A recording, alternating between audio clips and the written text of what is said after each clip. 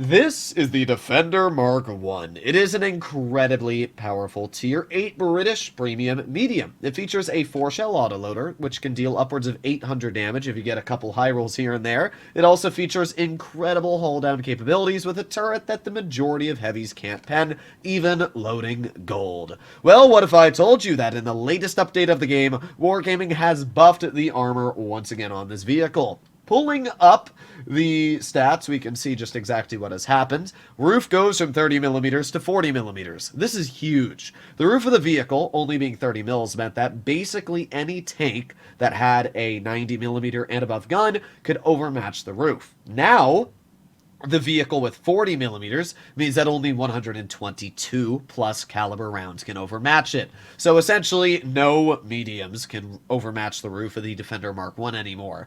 That's pretty big. The hatch on the roof goes from 38 to 48. Not a massive buff, but still, that's pretty big, judging that it didn't have much armor to begin with. Piece of armor behind the gun mantlet goes from 0 to 20 mil. Yep, goodbye, penning the vehicle through the mantlet, because that is no longer going to be a weakness. Ring around the hatch goes from 170 to 180. Engine deck goes from 30 to 45, meaning you can no longer overmatch the engine deck. And bottom plate goes from 20 mils to 30 mils. What that means is essentially the Defender Mk1 got absolutely massive buffs just to about every single part of the vehicle. The gun mantlet, the roof, the overall armor is just much better. And when you realize that this is already an incredibly dangerous tank due to the great gun depression of 10 degrees, fantastic accuracy, and super dangerous autoloader, yeah, this tank is, it's pretty overpowered. I'm going to be honest. I remember when the vehicle came out, and I called it overpowered. And it was so OP that I used it in ratings to get my hands on the IS-6 Fearless, which is kind of crazy.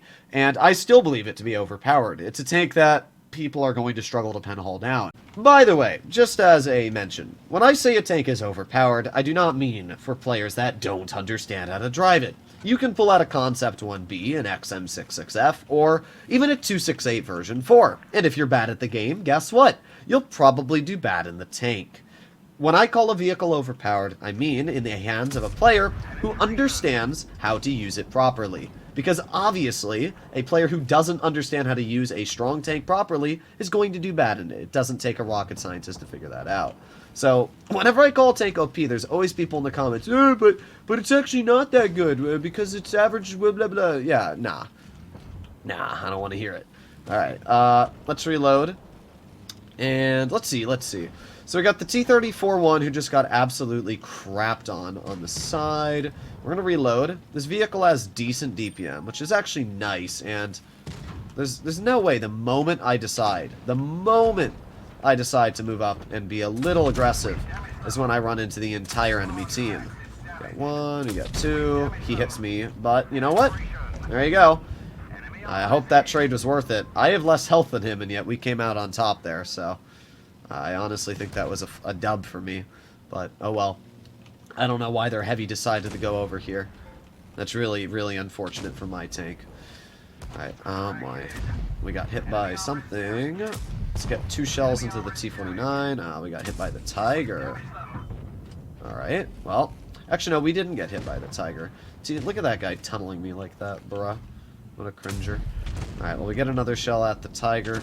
I don't know what hit me, but it hit me for like 320, which must have been the TVP, because that's the only player I haven't seen spotted that can hit that hard. So that's what I would expect to have hit me. Yeah. Well, maybe it wasn't, though. That wasn't the direction the shell came from. Either way, we get 1 shell into the Tiger. Second shell bounces. Come on, poke it. We got the Magnate. There you go. Nice gun, as you can see. Like, we did kind of play the tank a little sussler here. Really, the Defender is only meant to play hull down. If you're driving it on flat ground, you're going to be pen every single shot. But if you're driving it hull down, the armor, very, very strong. Now, judging that we're not spotted, it means that the TVP is most likely not in that bush. And we can see that is correct. Alright, let's move up. Let's see, we got the Magnate off to the side. Let's push up here and bonk. Easy shell. Enemy vehicle destroyed. Well, there's 1 shell. 2 shells. Nice. There you go. Pretty solid game. 2,561 damage. Honestly, the only reason we were even in a bit of trouble is because another overpowered tank, the T-77, decided to YOLO us. There's really not much you can do when a full health heavy is barreling towards you and nobody on your team is doing anything to stop him. To be fair, he did really, really poor, 1,100 damage, and we took a lot off him. How much did we clip off? Yeah, 786, which is about the same damage that a T-77 does. Like, this thing hits hard. It's not a tank to be messed with, which I think that player learned his lesson. It obviously takes a little while to get the shells out, but it's got a fairly fast intra-clip. The advantage that this vehicle has over other autoloaders, like the Progetto, 46, the Barask, or let's say even the Skoda, is the fact that it has armor on the turret. None of those vehicles I just listed have turret armor. Yeah, they've got some troll armor, they got mantlets that can get bounces, but the actual turrets themselves aren't going to get too many bounces. This vehicle's turret, I guarantee while hull down, will get a crap ton of bounces, which is obviously huge, and it allows this vehicle to be super dominant in hull down situations. So we got a 53 TP off to the side. I'm not too worried about the 53, but he does have tungsten, and I don't really want to risk it. There you go, we got 1 shell into his vehicle, and unfortunate. That's something else I should mention about this tank. Super duper accurate, as you can see. This vehicle features the same dispersion as the Centurion 1, which is incredible. Means that for the majority of situations you get stuck in, you will easily be able to hit, and not only that, but pen your opponents, because you also have the same pen as the Cent 1. So we can aim it on the 53. Really. We hit the hatch, but apparently we didn't scratch him. Alright, well there you go, and there you go. Look at that. 3 pens directly into the Action 10 hatch. 2 clips, we've already dealt 1,200 damage. And as you can see, we are sitting hull down. By the way, that hatch, look at how small it is. I mean, the armor on this tank, again, is just really, really stupid. There's not much you can do against it. Shoot at the Action 10, not able to pen. That's fine. I'm just going to aim it on the IS-5 if I can. There's one. Unfortunate. Ah. Didn't even scratch him.